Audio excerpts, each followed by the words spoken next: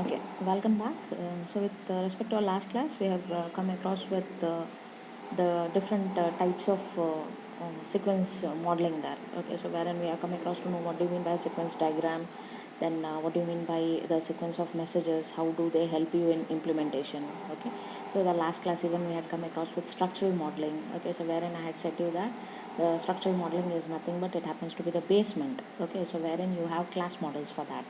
Okay, so where you are drawing across with the class diagrams. Okay, so you go across with the drawing up of class diagrams, and togetherly we build it across with a class model there. Okay, so followed up with that, we are very much aware with the terms called out as generalization, inheritance, and other things there.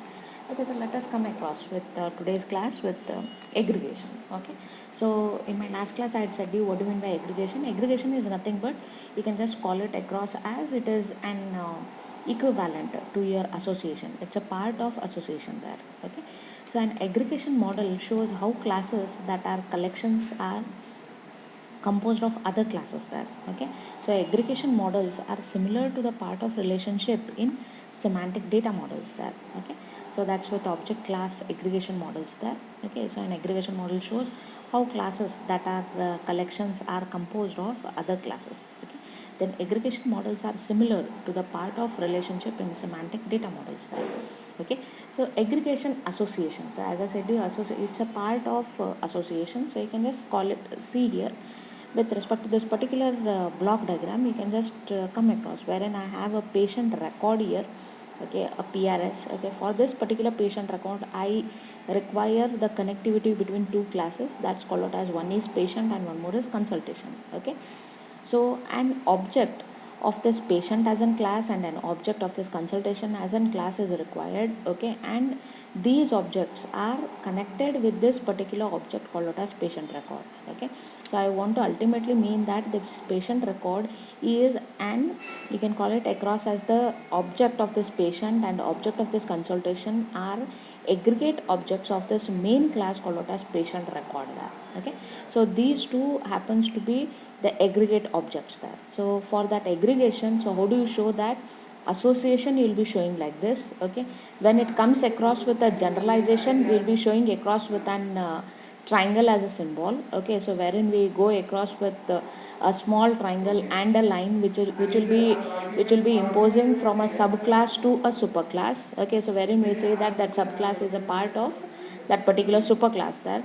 So for this aggregation we have a diamond as an symbol which we are using along with a line, and that is towards the aggregate object towards the main object there. So you can just see it as patient consultation. So aggregation says that without these as my aggregate objects I cannot form this ultimate object there. Okay, patient record cannot be formed until and unless I have an object from a patient and an object from a consultation.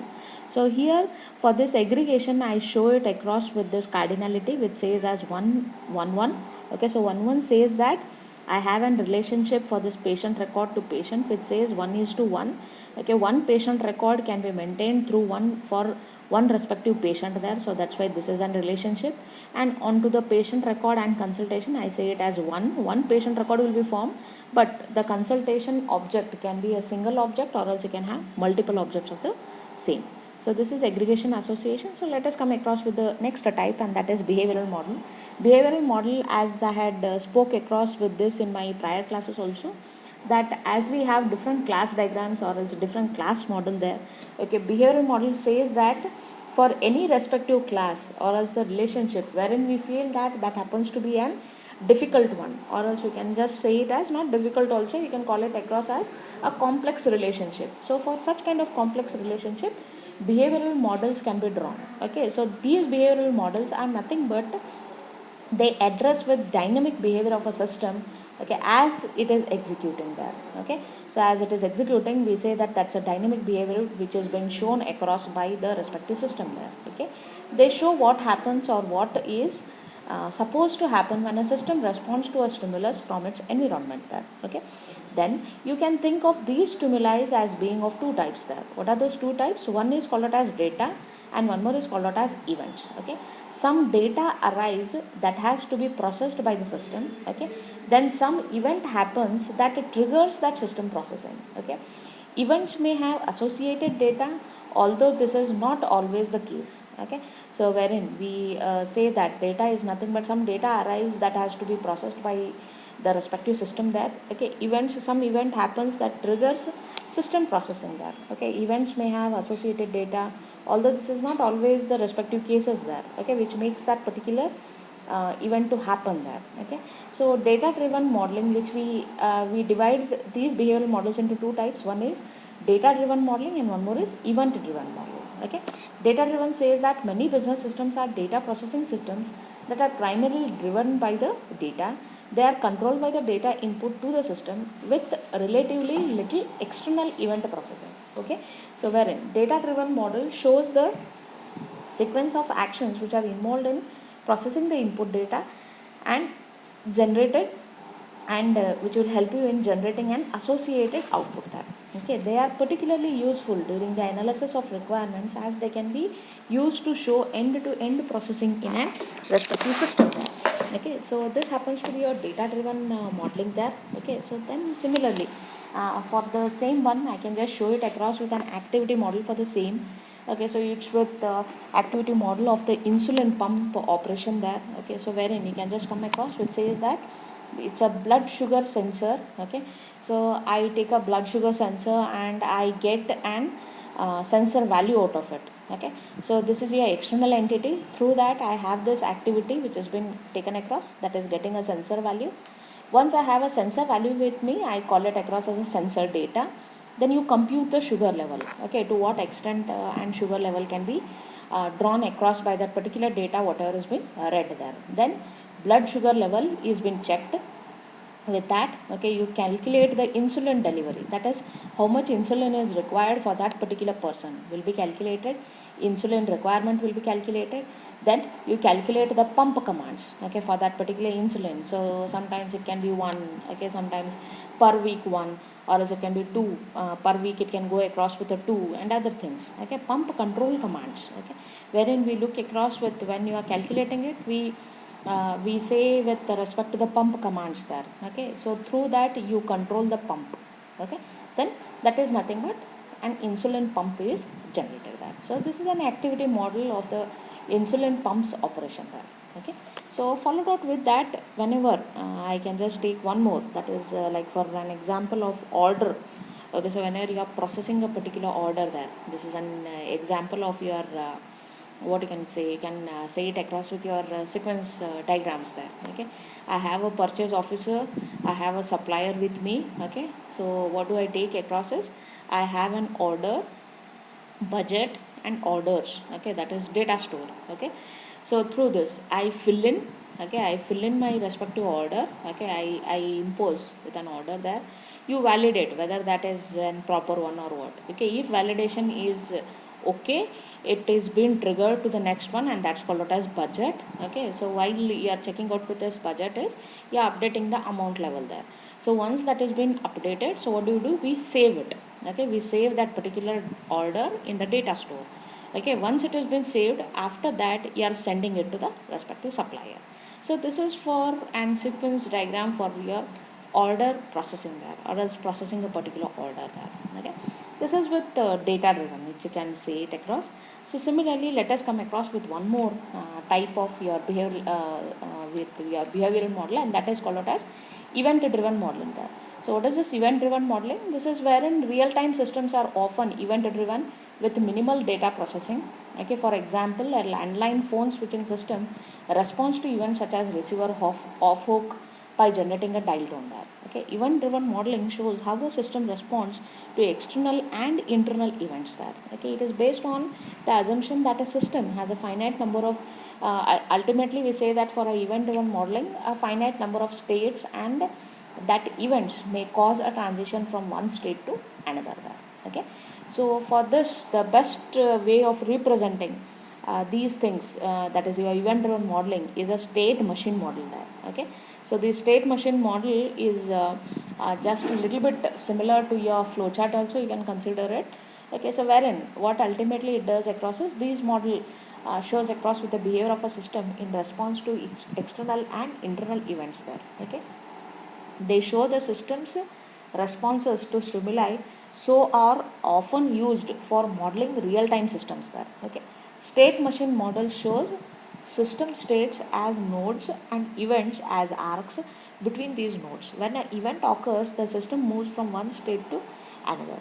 State charts are an integral part of the UML and are used to represent state machine models there. Okay. So this is with your state chart one. Okay. So this is an example for your state diagram here.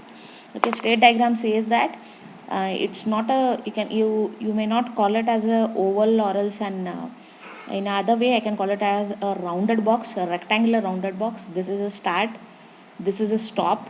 Okay. So after this, so whatever are within these rectangular rounded boxes, these are events which are happening. Okay. And how these events are being triggered, these events are being triggered on this particular event which is going to happen. Okay. So when you take it across as, firstly you'll be across with a waiting state. Okay. It's for a microwave oven. I hope so everyone is aware with this oven operation there. Okay. Microwave oven. So first initially you will be in a waiting state. So full power, when you on it across with a full power, so it says across with the full power, and the activity set under that is, it's a do activity which says that you are setting the power to 600. Okay. So waiting, it displays the time to you. Okay. Wherein it says that it is displaying like 0.00. Okay. So half power is nothing but wherein you set the power to 300. Okay. From half power you can move to full power, or else from full power also you can move back to half power. These are the what do you say, you can just say that these are the responses which are being given, and this is the event which is going to happen there. Okay. So after this full power, a timer has been set and you are setting the time there. Okay. You are setting the time, that is nothing but you are getting the number exit, you are setting that particular time there. Okay. So that setting time is you can call it as a self loop which goes across with the numbers there. Okay. It's a numeral game which goes across. Okay. From this half power also you are setting the timer. So the set timer happens to be a common activity between full power and a half power. Okay. When you set the time, okay, you set the time as 2 minutes or 3 minutes. Okay. After that you close the door. Once the door is closed, we say that it has been enabled. Okay. The oven operation is enabled. Then you make that particular operation of that particular oven, you start that operation. Then after that again you'll be back with the waiting state there. Okay. This is one way. Okay. Else one more way is, if at all the door is open, so that is a disabled one. So compulsory, you know that for any respective oven the door should be closed. Okay. It is disabled, again you close the door, it will be enabled, you start it the operation. Then if at all in between if you cancel it, then again you will be in a waiting state. If that operation is done successful, then also you'll be back with the waiting state at the last. Okay. So in between the operation, if you open the door, it has been disabled. Okay. So once it has been disabled, again either you have to close it, then you have to enable it, then start the operation, then until that operation is completed. Okay. So after that operation is completed, you will be back with the waiting state and you will be stopping your microwave option there. Okay. So this is a state diagram. Now you can just see that there are series of operations which are going across, and I can feel that there is an complexity here. So for such kind of complex operations, you are drawing the state diagram set, so that you will get to know more in detail with a microscopic view what is going to happen in each of these states, and so that it will help you in implementation. Okay. So this is one. So here you can just see that now operation, for me it is just a word called out as operation, but if at all I take across with a further more microscopic view towards that, you can just feel that operation itself are these things which it is going to happen there. So what happens there is, you'll be checking. Okay. So you'll check the status. Okay. And if it is okay, you cook that particular thing whatever is there till the time whatever you have kept across. Okay. So after that time is been reached, so timeout done. Okay. It will give you buzzer on 5 seconds, then again it will be back with the waiting there. Okay. Else what will happen, you will be checking it. Okay. Emitter fault, it will give you an alarm, it will display the event. Okay. Then it can be turntable fault. Okay. So either any faults which are being addressed during the operation. Okay. If it is okay, these things will happen. Okay. If these things happen as a whole, you can just see that either of that, when it is giving alarm, it has been disabled. Okay. For this whole operation, if the door is open also, it is disabled. Okay. So if these happen successfully, it is waiting. Okay, and on to the other side, when you cancel this particular operation, again it will be in a waiting state. So these are the things which are being addressed in an state diagram for a microwave operation there. Okay, so these are the states and stimulus, the responses which are addressed by a microwave oven. Okay, I need not explain you these things because these are already just now which I said you what is waiting as a state, what is this waiting as a state, what is full power, half power. The same thing is being given here. Okay, what do you mean by waiting, half power, full power, set time, disabled, enabled, operation. Okay, so these all things are being addressed here. So similarly, for a microwave oven with a half power, full power, what happens, or else when that thing is been triggered, how the operation starts. These are the things which are being addressed there. Okay, in my next class I'll tell you regarding model driven engineering and one more small section there. Okay, thank you.